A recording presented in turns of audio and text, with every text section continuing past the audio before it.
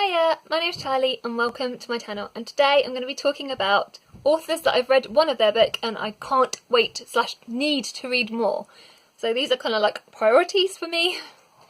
By doing this video I'll be holding myself accountable because in the future I will be looking back no doubt and being like, why haven't you read them? No, I won't actually. I will be getting to them soon. So yeah, the first one on this list is Truman Capote. I loved Truman Capote's writing. I actually got like a little tiny snippet actually, one of his here, which is The Duke and His Domain, which is a Penguin modern.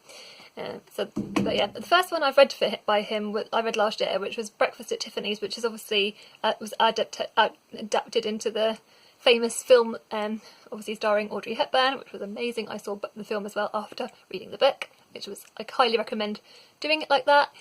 But his actual writing is brilliant. And I know the actual man, Truman Capote himself, was quite controversial because there's a book called Swan Song written about him and the women that he kind of used and stuff or whatever. But yeah, his actual writing I loved, so I can't wait to read. Specifically, the next one I want to read is In Cold Blood. Apart from once I've read, oh dear, shaking me. Once I've read this, yeah. So yeah, high priority for me, yeah, definitely. The next one on my list is Douglas Adams, and the first one I read of his was The Hitchhiker's Guide to the Galaxy, the first #1, and this is like a comedic sci-fi series where this character is an ordinary Earthman and he finds out his best friend's an alien and he kind of gets taken on this journey through the galaxy. It's really hilarious, quite short, and I've got the second one on my shelves like I said, and I need to read it. I don't know why I haven't read it, it's so good, and his writing style I really love. So yeah, I need to do that. The third one on my list is John Steinbeck, and John Steinbeck wrote kind of more classic works. I've already got 2 more on his shelves other than the one I've already read, so I've got 3 of his works altogether.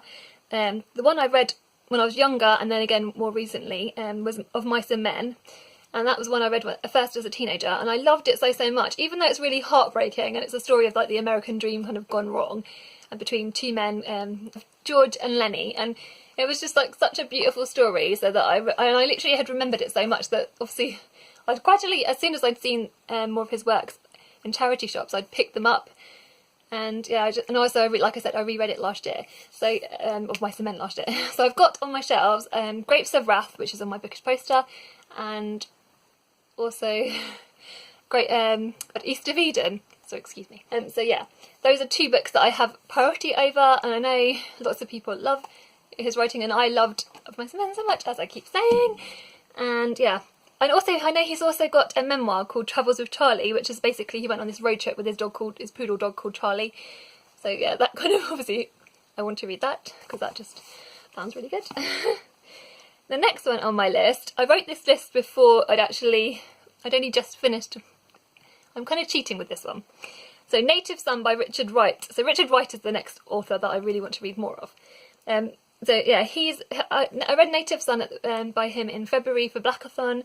It was amazing. It was so good, so gripping, so raw and hard work. It was not hard work, it was brutal. It was a very brutal story, and yeah, so I really wanted to read more of his. I have now subsequently finished just yesterday the second one. I've actually read it's on the floor. I've read Black Boy by him, which was his memoir, and I know there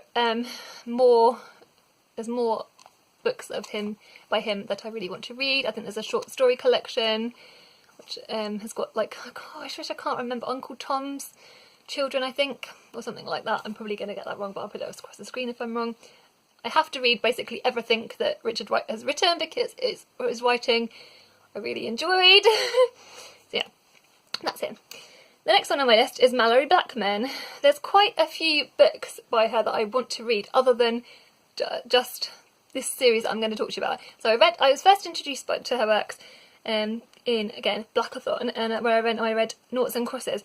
Noughts and Crosses is like a dystopic book, which I've talked about quite a lot, set in a future it's like a love story between 2 characters, Sephi and Callum. Sephi is a cross and Callum is a nought. And they're kind of like from completely different backgrounds, and it's kind of like a star-crossed lovers Romeo and Juliet situation, but with so much more, because this book is so brilliant. And there's a whole series done on it, and I can't wait to read more of them. I even picked up on like there was like a little for children's for World's Book Day. They do these like pound books for £1 that you can pick up or with the book token. And I picked up one of those because that was by her, and it's just so good. And they're also, I think they're re-releasing all of the covers, which I have to buy, and I think that it's going to be turned into a TV series on the BBC. So yeah, I can't wait to read more of Malorie Blackman's work.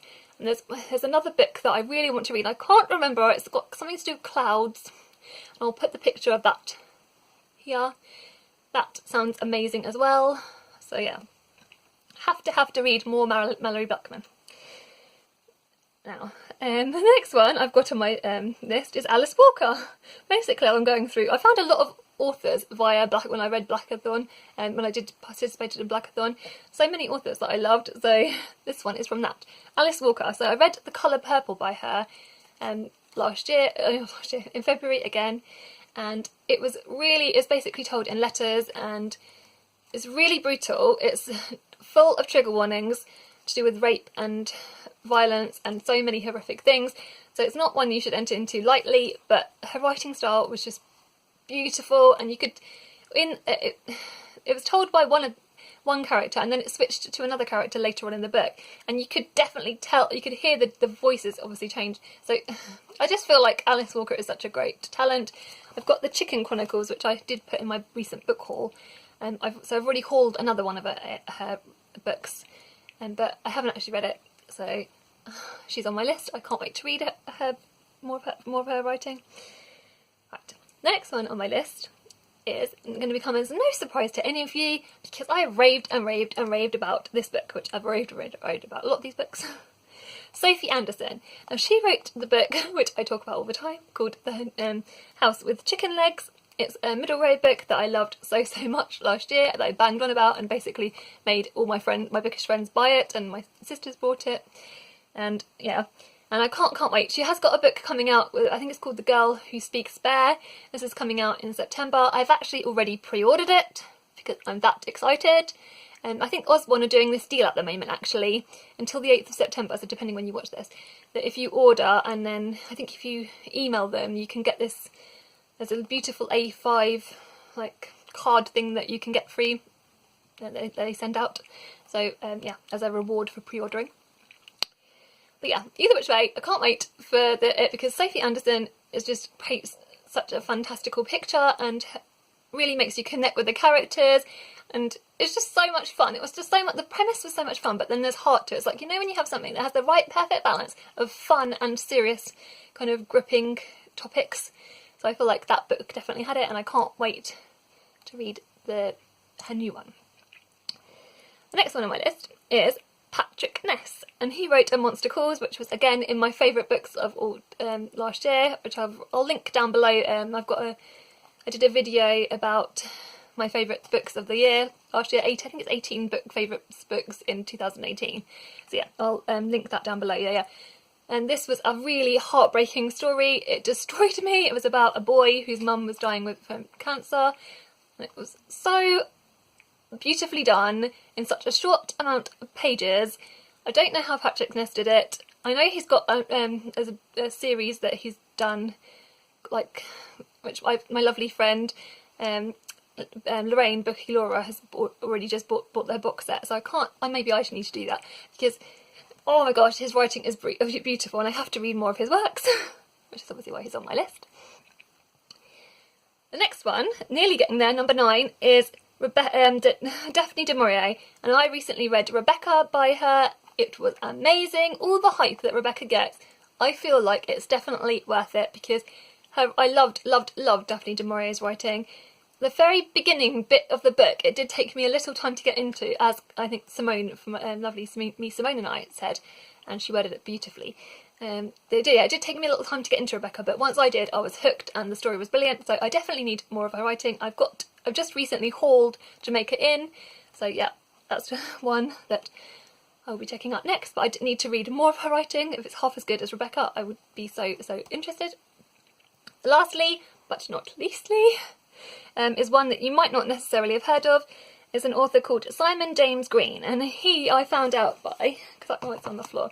I recently read a short story collection called Proud, which is basically a collection of LGBTQ themed sort of stories, and they're just like, it's just so beautiful. The stories were all beautiful, and in particular, one of the ones that stood out to me was Penguins, which was by Simon James Green, and this was a beautiful, beautiful short story, which I don't want to spoil because it's so short. As soon as I've described it, it basically tells you.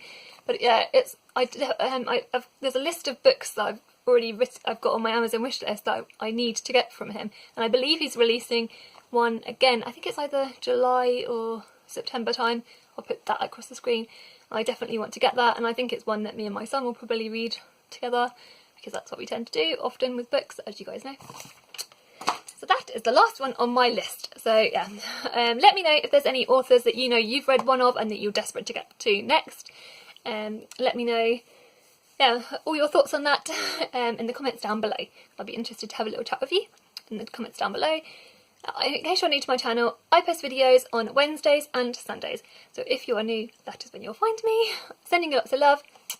Bye!